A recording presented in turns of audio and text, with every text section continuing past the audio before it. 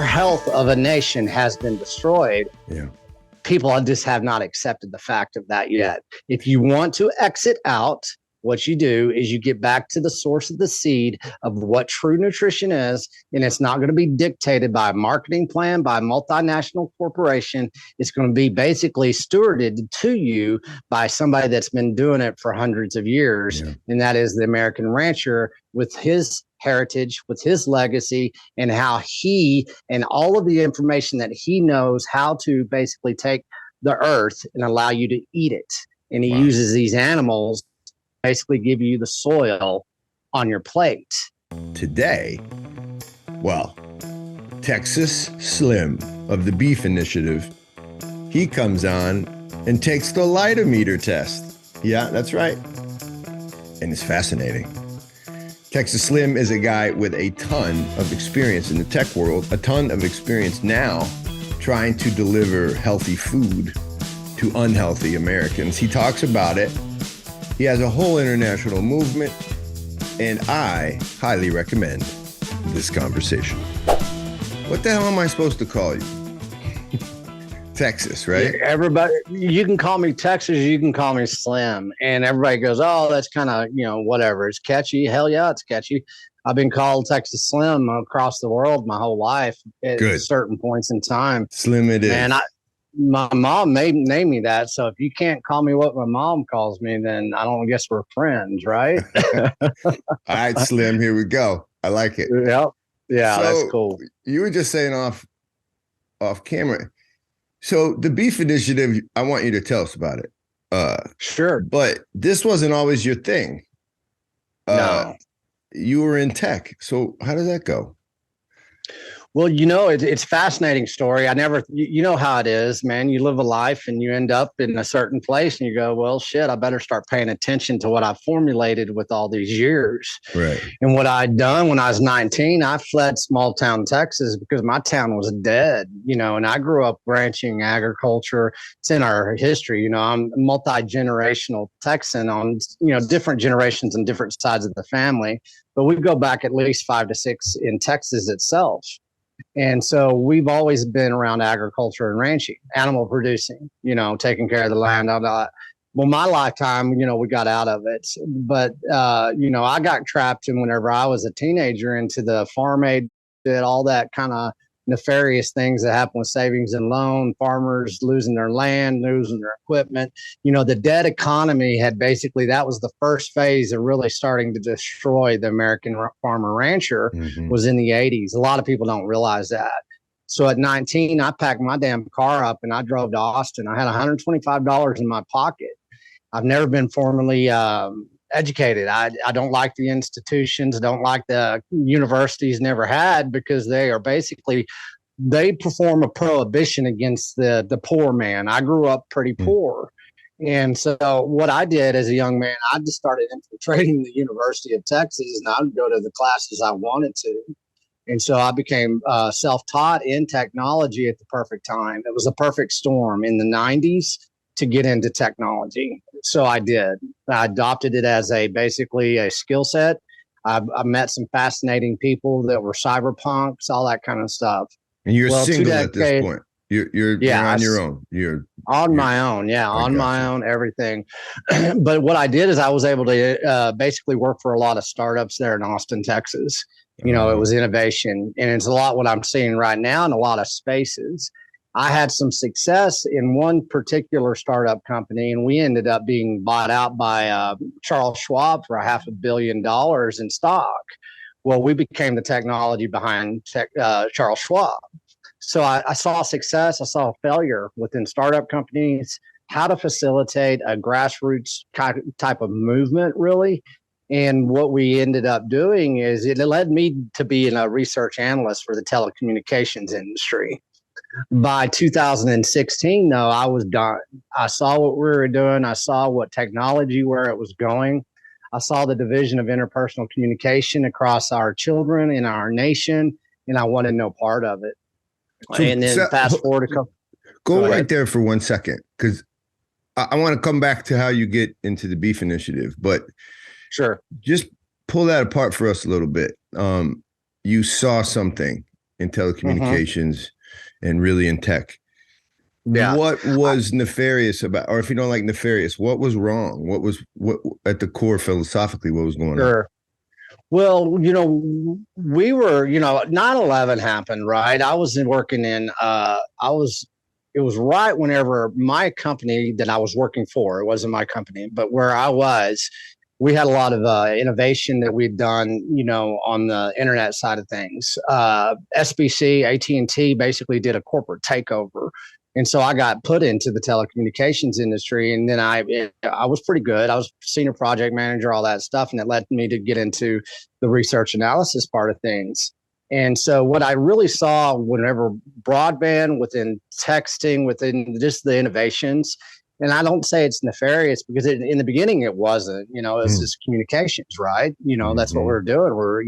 We're moving, and it was cool. You know, t- from the early 90s until 2015 or 2005, those were painful damn times. We had the dot-com boom, the bust, Yeah. right? Yeah. Everybody's trying to find themselves. Google wasn't always around. Nobody bought shoes on the internet. There's so Right. many things of layers that we had to create in this thing we called the internet, which is not even the internet anymore.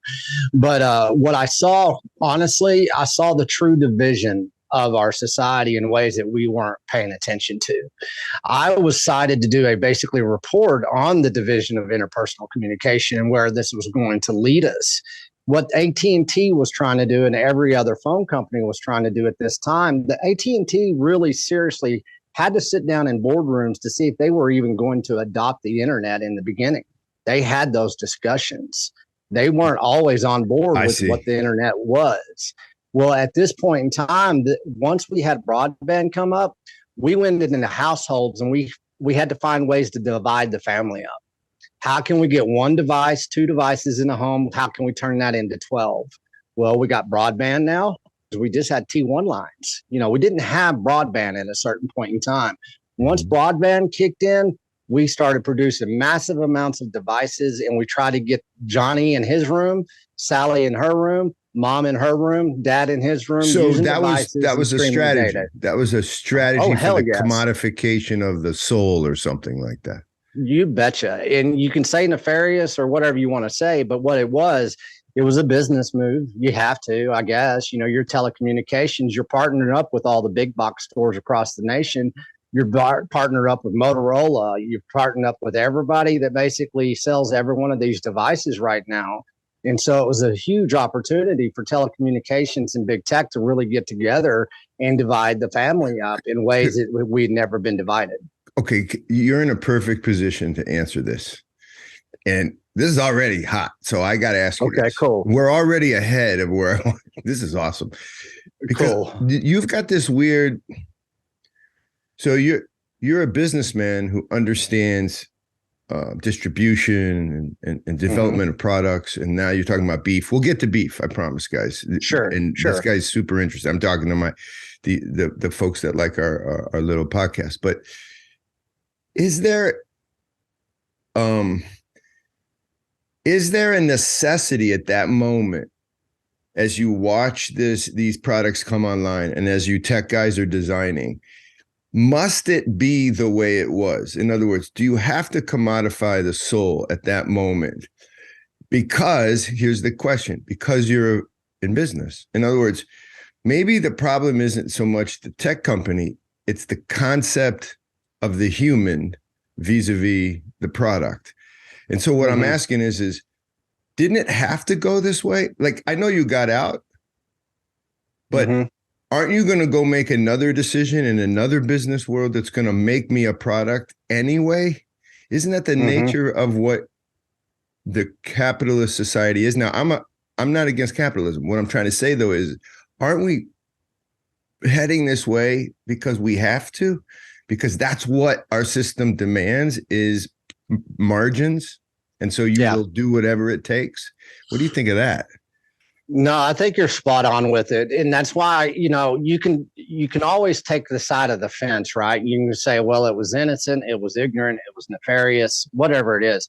Bottom line, whenever you're dealing with a multinational corporation apparatus, on a supposedly capitalistic standpoint, you're playing to win. You're in it to win it, and that's it. If you don't win it, somebody else is going to win it. And you basically, the telecommunications industry is a cash cow. It's always been a cash cow from day one. Man, you want to talk about the worst billing departments in the world, customer service, telecommunications. Yeah, by the way, we all know that, don't we, somehow? Right, we do, right? But as far as where we've ended up, everybody's to blame. I cannot put it on just the corporations themselves. And whenever you get into food, we can talk about the multinational corporations hijacking our food, our taste buds and everything. Well, bullshit. Guess what? It's done because of consumer demand. But because of salt and fat. We want salt. Hell and yeah, fat. man. And then they can do whatever they want, man. If we're going to sit there and shove dog food down our throats and say it tastes good, they're going to give us dog food or cow, and we'll say it's tasting good, and it does taste good because. So if you flip here it, we are. If you flip it, in some ways, these humans at this time in history, call them Americans or Westerners. We've asked for it. Is that what happened on some level? Man, I guess. I think we were, I look at my parents and I use them as an example, and it's not a judgment against my parents, but it's, it's a way that I can really call people out. The senior citizens in this country are 100% targets of certain types of manipulations. We got to get the money out of them, and it's done in a digital way now. Used to, it was done with phone calls and, postcards in the mail, which is still done. But if you look at our behavior, a lot of it, everybody's living an interface surface level life. Right. They don't know what's underneath that surface. They don't know the intelligence that basically the algorithms, the artificial intelligence that we've adopted and we've basically pioneered. And you look at how we've developed technology, we're in competition with other nations to basically have your attention through food, your attention through your short attention span now, because humans are less than a goldfish now, which is less than 8 seconds that we can concentrate on something. Man. This is stuff that and people don't know this stuff. They don't realize. So a lot of it was innocent. It really is. It's not a judgment, but a lot of it is you got to go to where you accept that some type of bullshit that's going on in our society, because what it has led within food is a gluttonous behavior. So it's talk to us about issue. that. Talk to us. So you're seeing this happen in tech. You're a young guy or youngish, and then something happens, right? You start to realize this isn't right. And then you're going to get to this beef initiative that I think you're known for on a lot of levels. What's going on? How did that happen? Well, within me, I got out of tech because I was just tired of that algorithm of life. I did a consulting job with basically a corporation that was their parent company was in USA Today. I kind of just did it as a hobby. I was ready to exit, but I wanted to get into some of the think tanks and, the planning for the next 5 years. And so I went out and met with YouTube, Facebook, LinkedIn, all these guys. I did, like I said, a couple of think tanks. I saw where everything was going with data analysis, data science, how we're using it.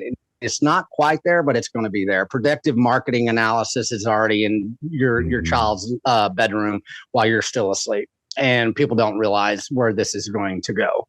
And so unless you don't have an awareness of this, you'll get trapped up into it, because we are trapped up into it. So I turned all of this. What I did is I was in this shop right here. I do metalworking. I'm a metalsmith. I've been doing it ever since I moved to Austin when I was young.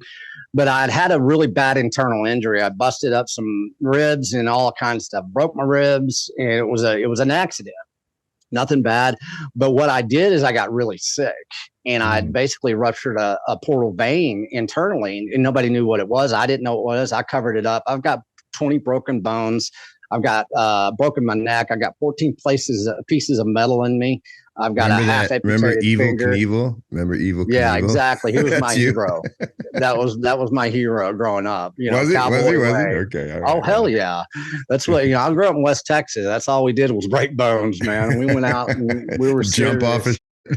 Yeah, exactly. So, it had caught up with me, right? And so I damn near died, and that's another story within itself. And I have no problem telling it, because I think it is going to save people's lives.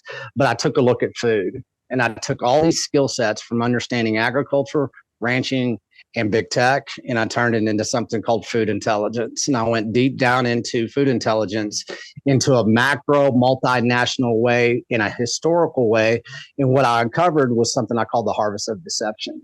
And what it is basically how we've engineered really, the last 100 years, but the last 50 years since 1971, I'd say, whenever we went big with agriculture and monocropping and all that, that our health has basically declined as a nation. And right now, as we speak and we talk, the health of this nation has been destroyed. And people don't want to accept it. People are living in the shadows. 88% of us are now basically metabolically compromised or bankrupt. And this is going to catch up to us. And it was done through our consumption model. Consumption model being basically highly processed, multinational food being shoved down our throats through our consumption models of audio and video. And basically how corrupt the food system is at this point in time led to the Beef Initiative. I went back to my roots, and that's when the Beef Initiative basically was founded. Okay, I got a question. And then tell us the core of the Beef Initiative, and then there's this core belief concept that you have that sort of, I don't know, it buoys or it builds into, I think, the Beef Initiative, which is kind of what our show, I want to talk about a little bit, your core beliefs. But go one more second back. You just talked about multinationals. So how does it work? Why is it so bad? So I'll be a naive consumer, which I am in a lot of ways. Here comes most people are. Yeah. Here comes good beef. Now we work in Africa, so I see guys go out and kill a goat and then eat it. So that's how we work, and we know that. I've killed goats to eat them, so I kind of see the picture. However, here's the question I think many will ask on our podcast: like, well, the meat comes, they're not sticking diseases in it. We don't think. What's so bad about the fact that I can get a nice piece of meat at a pretty fair price? Like, come on, like Slim, like calm down, man. What's so bad? Well, what happened is that we were able to engineer food into a very, very, very cheap, subsidized commodity way. And pure, dense nutrition should never be subsidized. Whenever we subsidize food to make it to where it's a cost-effective mechanism that we can control societies and basically economies with, that's what we did when we went into monocropping. That's what we did when we went into chemical and, chemicals, GMO, everything that it basically was, I say, nefarious at this point, because they know it destroys our health. In a perfect example is using rapeseed as basically a global commodity that they insert into every food product that we consume. Rapeseed is basically a weed that is toxic, that was outlawed by the FDA in 1956.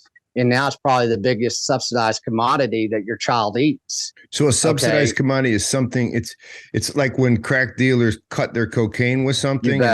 Hell yeah. You look at, now I got a guy that he was in the industrial food. He's a mathematician. Okay. And he worked in the industrial food system. He designed food with math equations. And so what they do, as you just said, like crack cocaine, is what they do is they go in there and they'll find out, okay, we got a bean and beef burrito.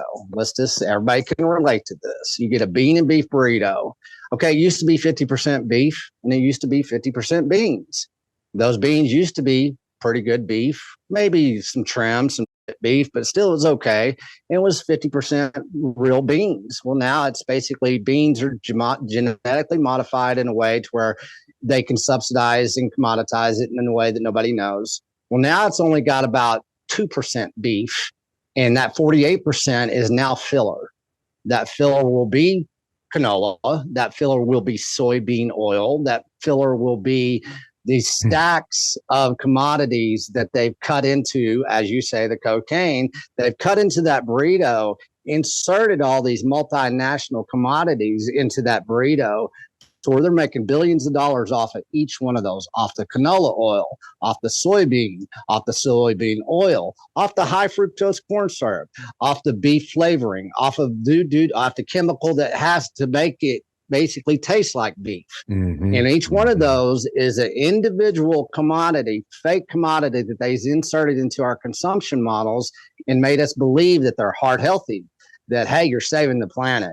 Here we go. They use all these nefarious marketing and messaging campaigns that basically the medical community has no idea to really how to tackle. And so that's where I see, okay, was daunting, right? How the hell do we take care of it? Well, I came up with the phrase. I said, you got to get back to the source of the seed or where you came from. And that's where the education starts. With me, I grew up with a freezer full of beef in West Texas. We always had beef. We always knew who grew that beef. And I guarantee you, my childhood was full of power, energy, laughter, something I don't see anymore in the children of this nation and of this world. And it's so simple, it's complicated the most. And what the Beef Initiative truly is about getting to the source of the seed of what true, dense, nutritional protein is and starting your life over from that one point of view. That's all you got to do. And if I'm going to bitch and moan about this, I have to come up with a solution. So I came up, I borrowed off my big tech, borrowed off ranching and agriculture, and I created something. I said, go shake your damn rancher's hand. Go develop a relationship with the person that lives and dies to feed you, educate you, let you know exactly why he does what he does. And that way you can respect him and you can give him a voice that he lost in 1971. Because what we did is we commoditized and subsidized the beef industry. So you gave me this is creepy, but my hair was standing up. Here's why. Because you're not really just talking about a singular problem. It's granular two ways. And here's what I mean. You're actually, by identifying this issue and making it real to me, which you just have done, and to other people now who are listening, and coming up with a solution about meet your farmer, you're going to get good food. But here's the real thing that I like, and it fits into our work. But you're also going to offer a road to something like fulfillment for the one who used to grow that which was simple. And now, and for so long, the elite academics of our world have made that guy's job growing or raising cattle as something like an ignorant job. He's a technician. He's a technician. He's a compartmentalized technician. Yeah, that's right. He's one part in this moving machine. Now, I see what you're doing is, if we do this correctly, is you're creating a humanity within the hearts of both the buyer and the seller, which we have. It's balanced. Which we've lost, which I love, because that tells me that's like evidence in my world that it's good. Because if it only goes one way, right?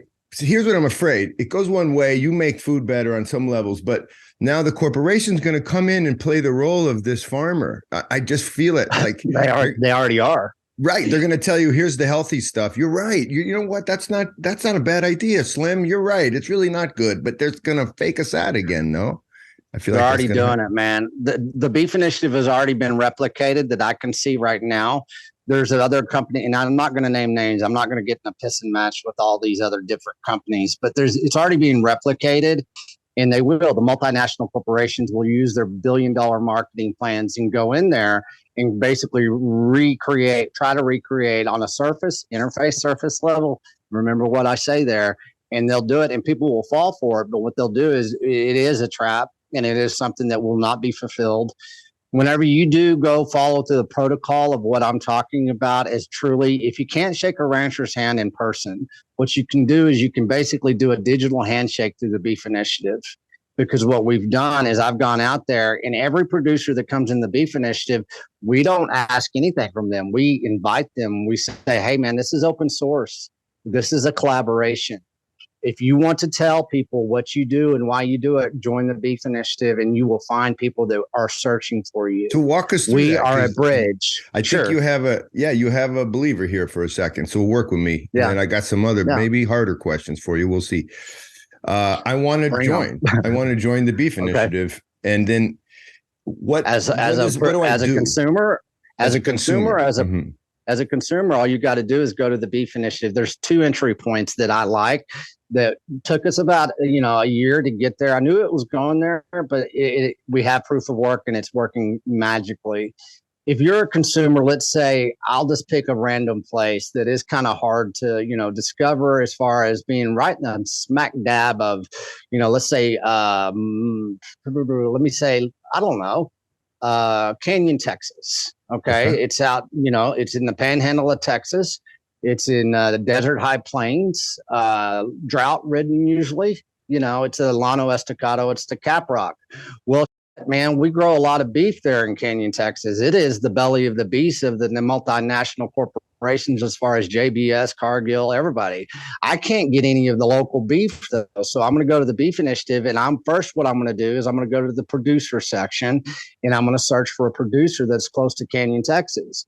Boom, it pops up. Who is it? Well, it's Panhandle Meats, Tier Bloom. Oh, look, they have their own processing center. They do grass finished and grain finished. They do everything that maybe I should learn a little bit more about this. Well, I'm in the Beef Initiative, have all this education in front of me. Well, yeah, I love everything that they're doing, but what about my cousin that lives up there in Washington State? They don't have anybody. He's tried. He looked at the Beef Initiative. Well, now he can buy beef through the Beef Initiative, through one of these producers that is shipping nationwide. And so what we're doing is we're shipping nationwide. We're allowing you to source your beef locally first. That's what we want you to do, because it's going to build your community. You're going to tell your family, your friends, everybody around you, say, hey, I got Panhandle Meats up here in Canyon, Texas. You guys need to start going. They have a storefront. They have a meat market. You can go look at the processing center. You can find out where this beef comes from. There's nothing there. They're totally honest and authentic with their protocols. They will let you know exactly. There's no antibiotics. There's no steroids. You find out, you start educating. You're like, man, this is fascinating. All these different cuts of the cow. I see. Yes, and then what do you know? Okay, well, guess you got Texas Slim's Cuts. He's in partnership with Cole Bolton of K&C Cattle down in Luling, Texas. We're shipping beef to 48 states right now, and I have all these different options of cuts and education. I can support a rancher. I can basically get beef delivered through me, a subscription model or a box. That's what I was just going to ask. So it comes to my personal freezer. You betcha. It's cut for the individual consumer. Nice. So all the way from basically a box of beef or just a cut of beef, you're going to have every option, but it takes the consumer to realize this is not freaking Whole Foods, Amazon. This is not the supermarket. This is an intentional international lifestyle that we're basically stewarding across the world right now. And what it is, it makes the person, the individual, I call the individual the first community that you're going to have, is that, okay, I'm going to change my consumption model. My consumer demand will now be supporting those who live and die to basically feed me, and who have been basically a prohibition of massive amounts has gone on the last 50 years. And if I don't do something as my individual community, we will not have these options anymore in the United States. A lot of people don't have these options across the world right now. That's right. Oh man, I've got 30 questions. Here's one. So Slim, if this works, and it is working, because I bumped into you through a friend of mine who's a big supporter of our work. And he said, come on, call him. I was like, he seems like a big deal. I don't know if he's going to want to talk to us. And what I realize is you're a true believer. You're Mother Teresa on some level, and you're doing this with beef. So here's my question though. You're going to, Christ went up there with the devil on the mountain, and he's like, hey, listen, you can have all this, brother. And so that's coming for you, because if you do this properly and people wake up, how do you not make us again through the Beef Initiative just another product? Because you're gonna, if it's good question, resources are coming your way. How do you stay out of the trap that all these other men and women have fallen into? And they do, and this happens all the time. You see it in the processing industry, and I'll use the processing industry as an example. In the United States, we have 4 major multinational processors that process 80% of our proteins, be it fake or be it beef, chicken, all that kind of stuff. So you have those 4 multinational processors, right? Well, in Texas, we have 254 counties in Texas. We used to have 254 microprocessing centers. Okay, it was decentralized. It wasn't controlled by 4 multinational corporations. But now what you're seeing across the nation, because there's been an attack on processing centers, there's been basically friction to be able to open up these processing centers because the multinationals just have way too much money. It's very hard. So you got to go on a micro level. Well, they were decentralized. My grandfather was decentralized. What the Beef Initiative is, it's decentralized. We're not a centralized apparatus. We don't have any type of centralized control. The farmers and producers are now basically running the Beef Initiative. I'm the figurehead. I'm the founder. So there's no corporate structure at the top. No, no, and we'll never let anybody know what that is. We're decentralized. If you come after me in Texas, we got somebody out there in Tennessee. You come after somebody in Tennessee, we got people in California. You come after me in California, we got people in Florida. You come after Florida, we got people in Australia. You got people in Nigeria. You got people. This is where we're going. What do the regulators think of you? Because the regulators, they're like the decentralized model. They're going to copy us. They're going to copy us in a nefarious way where people are basically going to be trapped in marketing plans, and basically it'll be interface surface level type of, fodder that they're going to steal from us. But once again, I go shake a rancher's hand, man. You can't stop me from feeding my children with this relationship that I have with this producer. Right. I have a many entry points of knowing who this producer is. And I tell everybody we're going to turn pop culture on its head. Yellowstone out there right now is the #1 TV show in the United States. Well, I'm going to tell everybody else, and I apologize for cussing, but I'm a cusser. We're the Yellowstone. And we're going to show people the true way of living that you guys are so yearning to find out because you're watching it on TV. Well, I'm talking to, 10 of these characters every day of my life. And we're building basically a food system that is decentralized. And we're not going to sell out to a multinational corporation because there's nothing to sell out. What are you going to do? Sell out all the decentralized producers across the nation?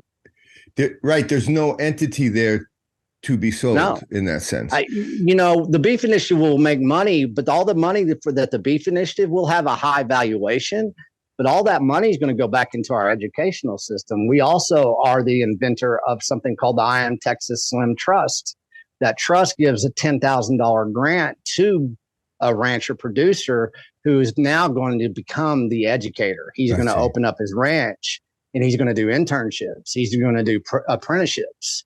And we've already done that. Here's a tricky question.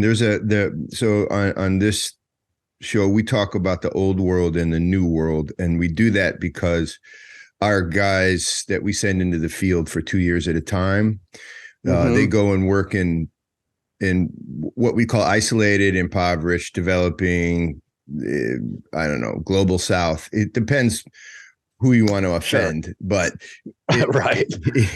in cultures that are not Western. So like Sierra Leone, Mozambique, Georgian Republic.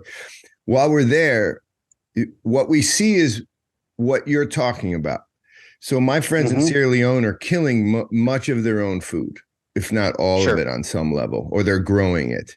But it's changing because the people you're talking about have arrived and they're arriving on the cell phones.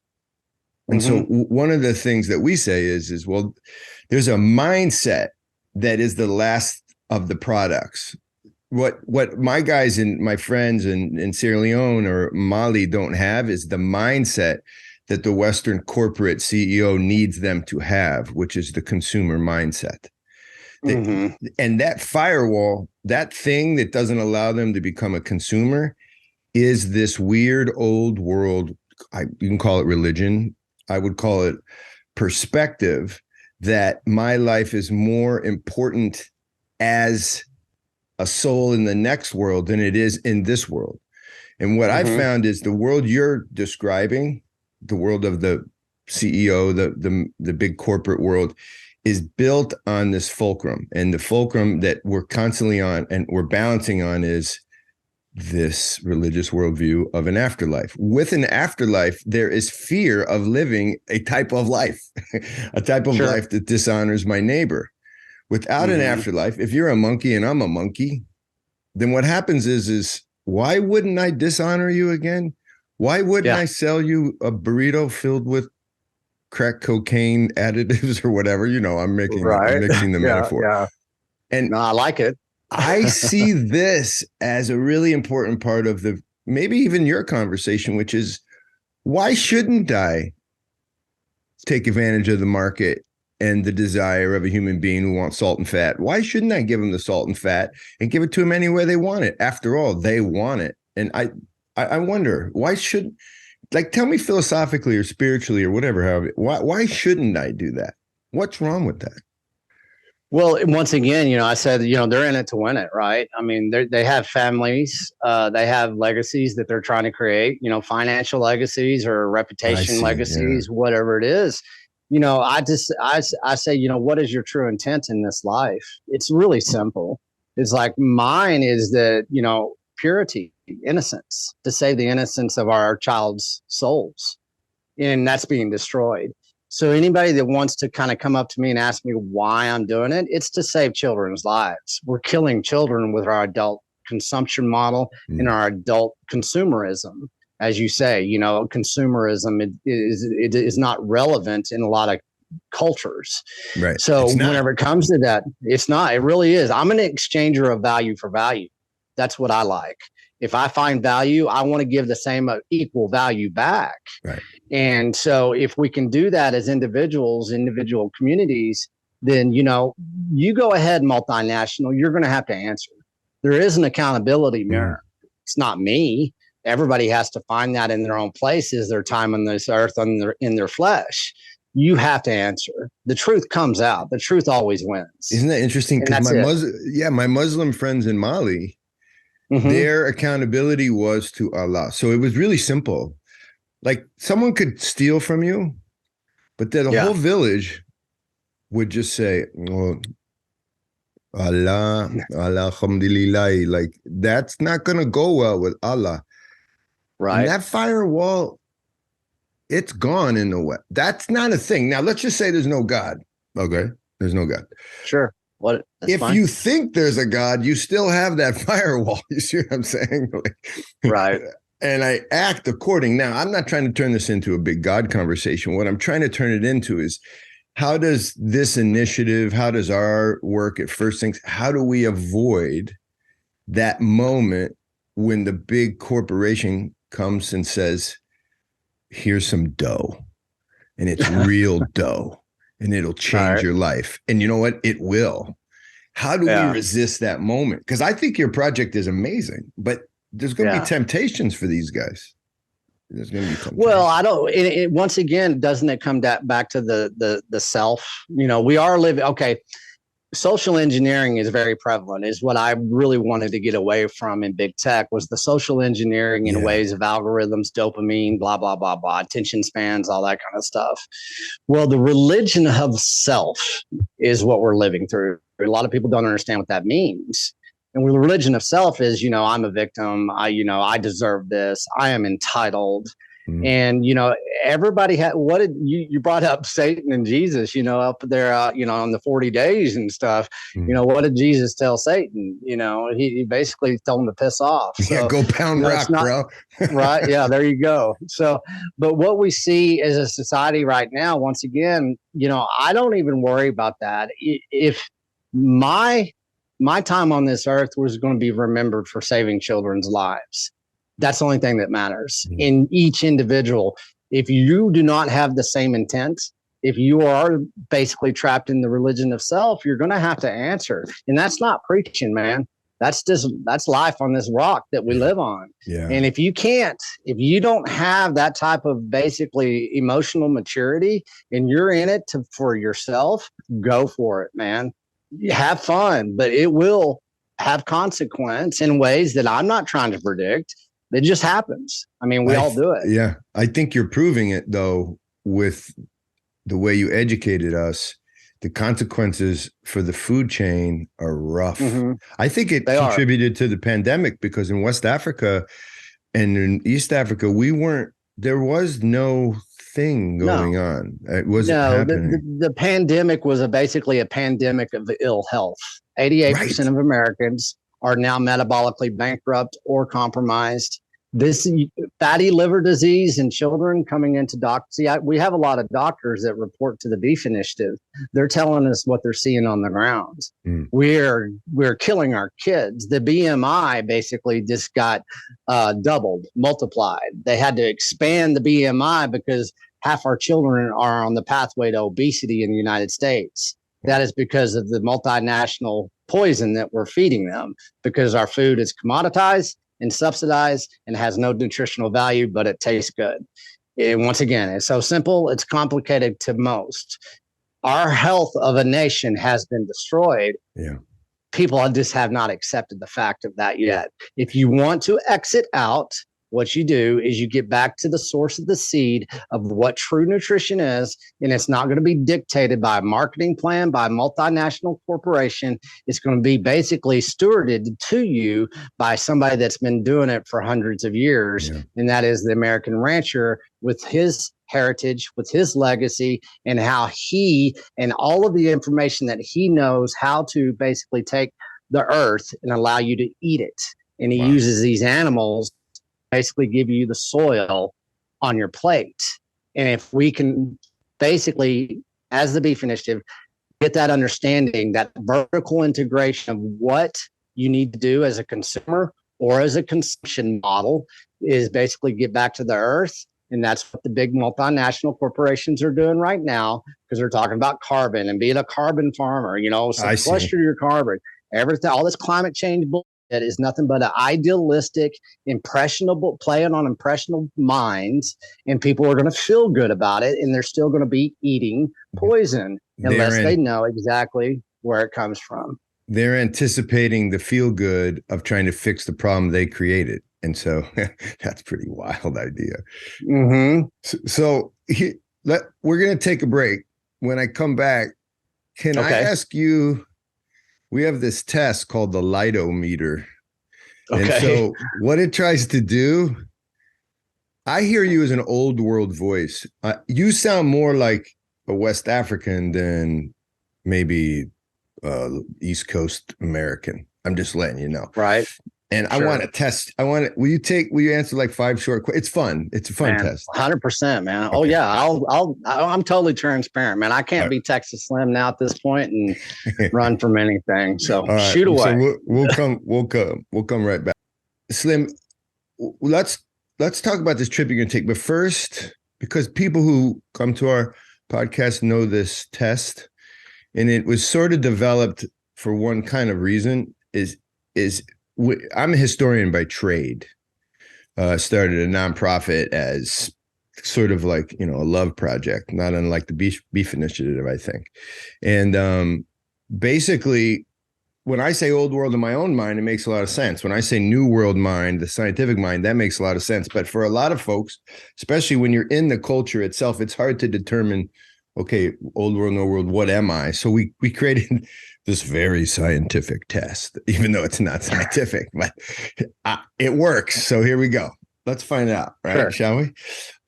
So 5 questions. Just try to remember your score. 3 is fully 100% agree. That makes total sense. 100% in. 2 is probably got some issues with it. 1 is probably not true or not something I support. 0 is, no, that's stupid. I totally disagree or don't believe. 3 is all the way in. 0 is all the way out. Okay. So here's our first question. When you die, or when people die, they don't really die all the way. It's more like they're asleep, or you'll be asleep waiting for the next world of some sort. 3, oh yeah, that's definitely true. 0, like, that's definitely not true. Are you talking about spirit or flesh? Right. So the question just stands on its own. I don't want to influence you. When you die, you won't really die all the way. It's more like you'll be asleep or waiting for some next world of some sort. Man, your spirit lives on for eternity. 3. Yes. Okay. 3. All right. I'm supposed to. We'll remember. Here's your second question. Okay. The best way to get to know about Slim, or the best way to get to know about you is to ask someone else about you and not ask you. 3 is like, oh yeah, that's definitely the best way. 0 is that's stupid. Yeah, but man, I'm gonna admit what's the middle one? Because middle ones would be like probably not true is a 1, probably true is a 2. So you do 1.5. 1.5 it is. I'll hang out on the fence there. Total it in your head. Guys, people who are watching right now. 4.5. When John does 4.5 this, at this point in time. 1.5, 4.5. All right, excellent. Yeah. People watching this, Slim, are like, not this test again. Yeah, I love this test. All right. Number 3. When you, Slim, carry a picture of your friend or your parent or somebody in your wallet, or you're actually carrying that person around with you. Like they're kind of there. They're closer to me because of the picture. 3. Hell yeah. Oh, 3. Okay. All right. 3. You got your score in your head? Yep. I got it too. 4th question. One more after this. Respect isn't earned. It's owed by you to others. Respect isn't earned. It's owed by you to others.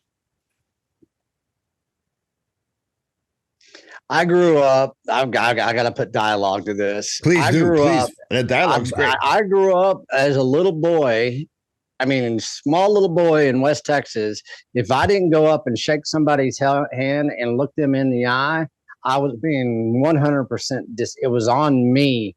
And I take all full responsibility. If I disrespect to somebody, then I'm a jackass. So you give respect, and that's it.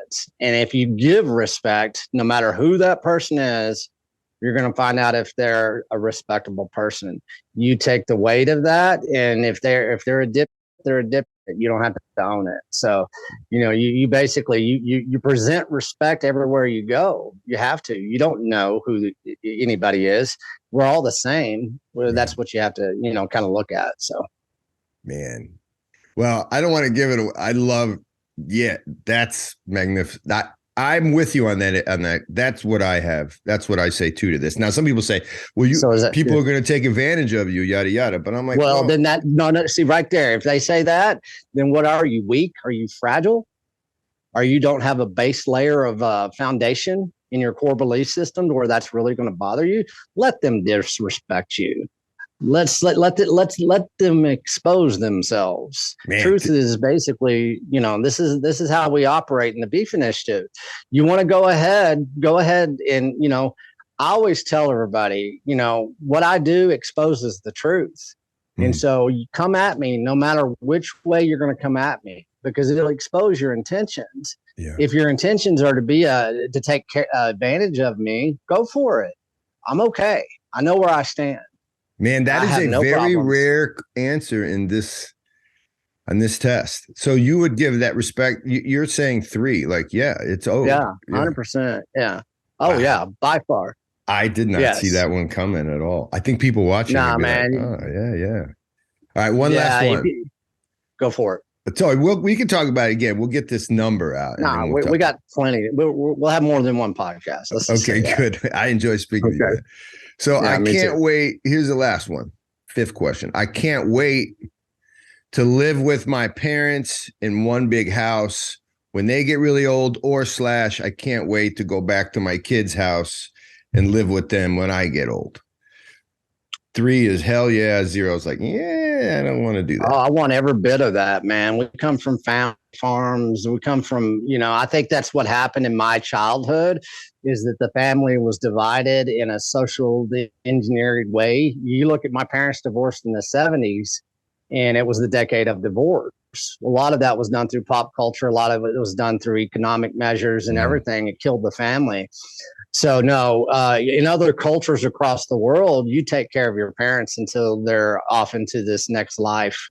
And so, no, I would love to bring that back in this culture in the United States. Is like, I'll take care of my parents until their last breath. Yeah. And so then 3. I want my son to figure, that's definitely a 3. Let's say a 5. Okay. Right on. So in my very non-mathematical brain, you were 10 and a half on that with a 3. So something like 13 and a half. So I got to tell you 13 about and a that. half is what I got. Okay. Holy smokes. All right. Check this out.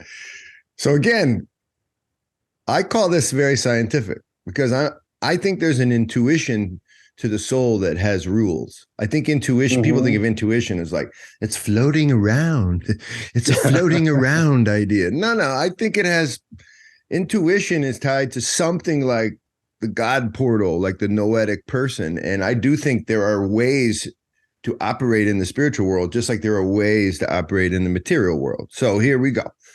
I think it's a scientific test in a noetic way. Here it is.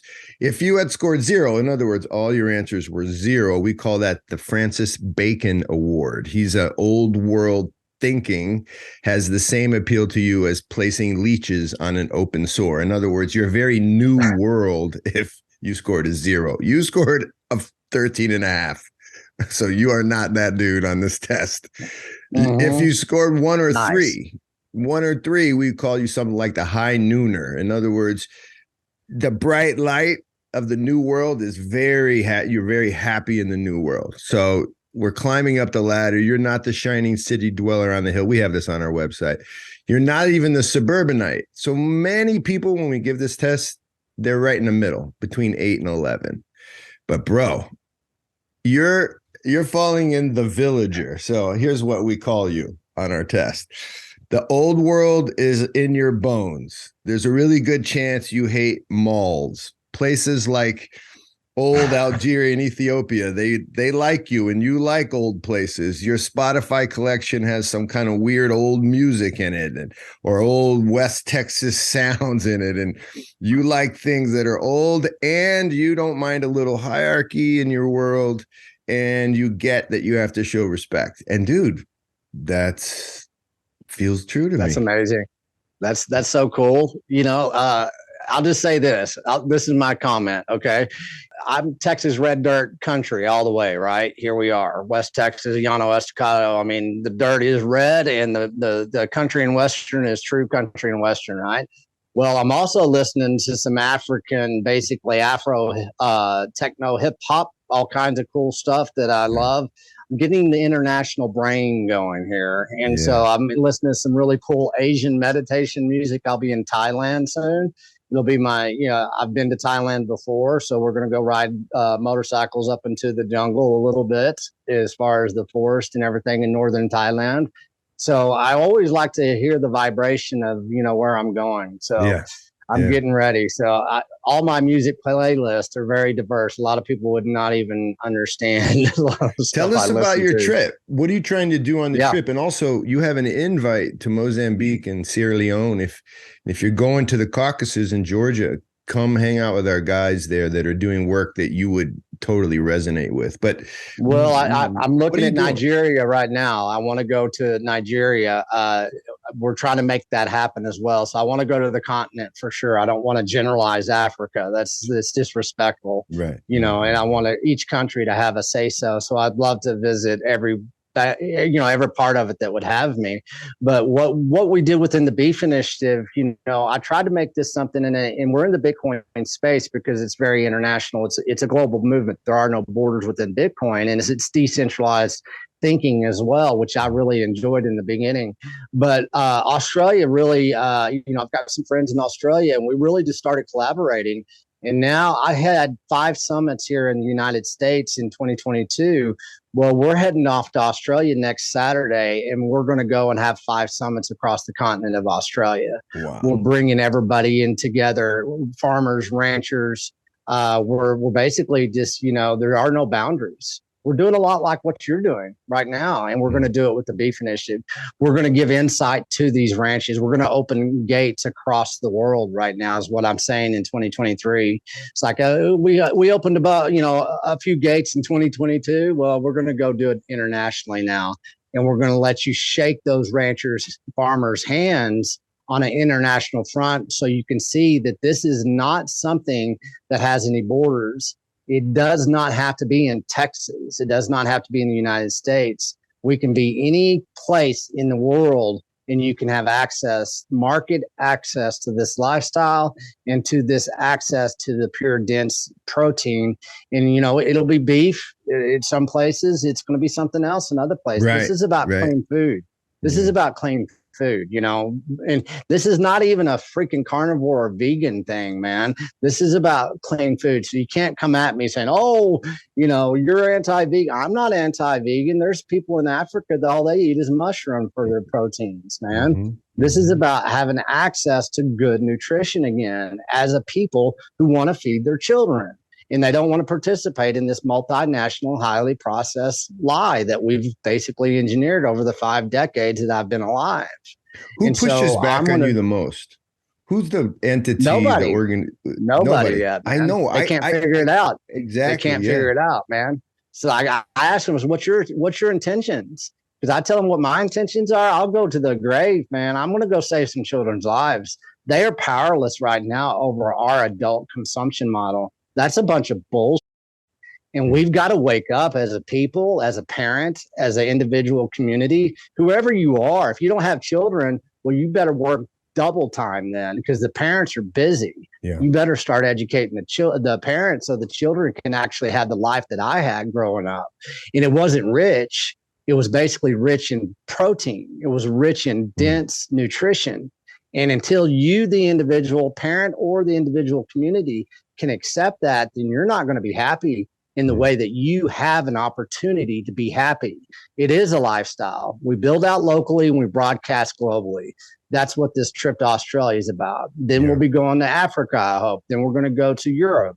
Wherever anybody will have me. I told everybody this year, I drove 60,000 miles last year across the United States on back roads. I went and saw what this country is. We are one big food desert right now. A lot of communities, all they have is a Dollar General, a convenience store, and a Walmart that's about 50 miles away. That is how we're feeding our children in this nation. And that has to stop. And if you want to come along, come along. If you don't, go ahead and eat your pizza pockets.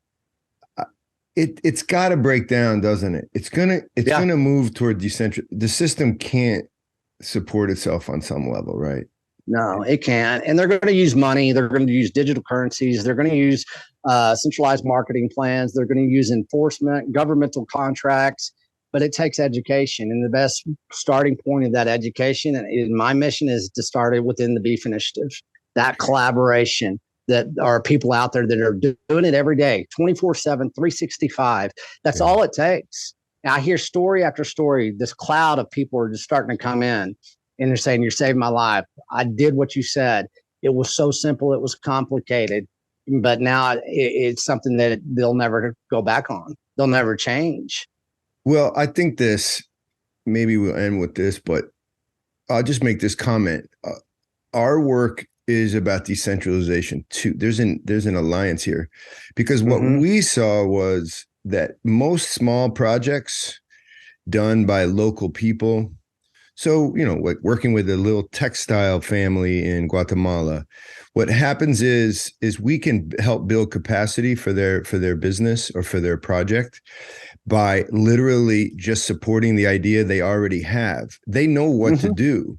What happens is most international interventions in aid, they start with a plan that's drawn up in, New York at the UN, or it's drawn up by some aid agency, because they're seeing it as a big giant puzzle to, like the Mayan problem to solve. And so they see this person as one piece in this bigger project. And what we learned is if you just go and listen in the local language, wait a minute, this guy's brilliant. He can't read or write, but he's brilliant. He knows exactly what he needs.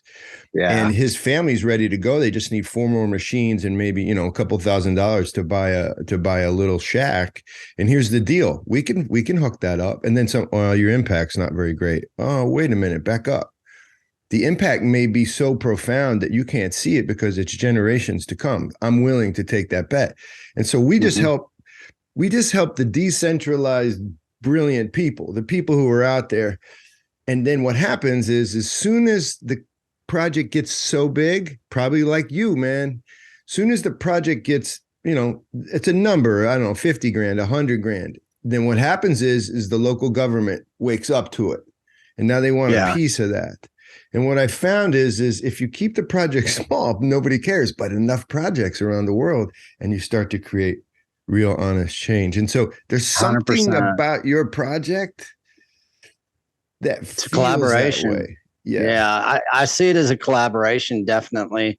I see something that they can talk all the BS they want. They can buy out as much as they want. I see it happen in regenerative farming and ranching all the time. People getting bought out. You know, I just saw a website today, and if you go through the website, I'm not going to say who it is, but it's me talking, damn it. And so they're already doing it. I'm serious. Their head dude is saying what I'm saying. They have one of our boxes that I just created, and it didn't exist because we did our research, and now it's copy and paste, man, and that stuff's going to happen. But you know what? Go for it, man. You know what's that saying? Flattery. What Yeah, that's copying right. you or still is flattery or something? Mimicry is the best form of flattery or something like that. Yeah. Yeah. Yeah. All right. Well, so let's do a second one. Maybe you get me on what you're doing someday. I'd love to come over and talk with you guys. That would be fantastic. No. Let's do this. What I'll be doing, and I want everybody to know this because this is the first entry point, maybe for a lot of them, for knowing what we're doing with the Beef Initiative. You know, I'm gonna be kind of the figurehead. This last year, I was really, you know, it was a lot of reconnaissance. It was a lot of infrastructure building and all that. But now I get to go out there and be Texas Slim, right? And that wasn't something that I planned, but people respond to it, so I'm going to run with it. No, and you so have what to. We're going to You're that guy. You're the character. Yeah, I'm that guy. You're the one. And so we're going to have an Instagram account. We're going to turn pop culture on its head. So we're going to start doing a lot of content across this world. And I want everybody to, you know, if they want to follow along, we'll have that Instagram account. It'll be iamtexasslim. But we're going to develop a lot. So whenever I get over to Australia, what I want to do is I want to do a podcast with you while I'm in Australia and keep everybody up to speed, either be yours or mine. And then whenever we get to Thailand, guess what? They don't have words like organic or grass fed. Right. They just know how to eat better than we do, and they do it very simply. And so it's going to be a fascinating, kind of fun little, you know, international road trip that we're going to do. And I really want to, you know, get this collaboration going. Say, hey, man, what's going on with you over there in Australia? And you can tell me examples because you have some history to reflect upon, and you've done it very well so far. I think we can go deeper down this rabbit hole of collaboration too. Count me in, man. And count us in. Count the First Things crew in. They're out there working. We're just putting 2 new guys in Mozambique. So now that it's in your mind, and as you build the concept, and as you try to, you know, push the spirit out there, we'll collaborate. But this was wonderful. I wish we could keep going. I just can't. I'm bumped up against something. Me too, man. It's good though, man. Quality. We'll bring quality over quantity anytime. And this was quality conversation. And this is not a one-off, man. I don't do one-offs, man. This goes deep. We're going to do a vertical integration back into truth and food. That's all right, man. We'll call you the villager. You go see those villages and see what happens out there. And thanks for taking our test. I'm gonna walk the earth. Here we go. All right, brother. Texas Slim guys, we'll be in touch. Thank you for all of that. Now, before we get into this week's outro, I wanted to send a huge thank you to everybody streaming and boosting Bitcoin and podcasting 2.0 on the Fountain app and wherever you enjoy your podcasts. So I want to give a big thank you to Joel W.,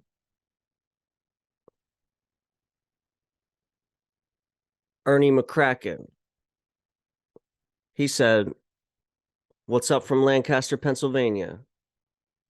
Can't give you enough props for the education you provide. I've never had a more hopeful look towards the future of self and fellow plebs. Keep on keeping on, fellas." Appreciate you, Ernie. We got Bubba. It's all coming together, brother.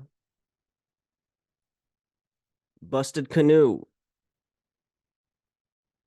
Gene Everett. Butt Munch. Another great interview from Slim Just what we all need. And a huge shout out to Bicycle Bear coming in with his comment, the Florida Beef Initiative. Soon enough, bro. And now for the outro.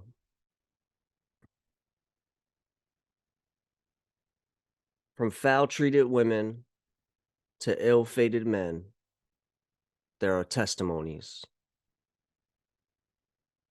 From the first spark of fire to the flame up under my pan, there are testimonies. From the source of the seed to the end of that thread, there are testimonies. Texas Slim is halfway around the world collecting those testimonies. From West Texas to Australia to Thailand and beyond. Shaking hands and breaking bread with those souls who open up their gates. And when they let Slim in, well, they did a barn raising. And this is the structure they built. These are the structures we're building. The practical mathematics of a handshake. The living science of truth. The simplicity of human connection. We've gone astray, us moderns, weaving our stories in and out of history. We are not rooted anymore. From Crisco to modern cosmetics, we've lost all ability to see them and ourselves. But a handshake. A handshake. That's all it takes. Shake your rancher's hand and ask to be educated. Become humbled by those who steward the earth. Submit yourself to the soil. Face down. Stay up. My name is June Bismillah. Fix the money. Fix the food. This is Texas Slim's Media.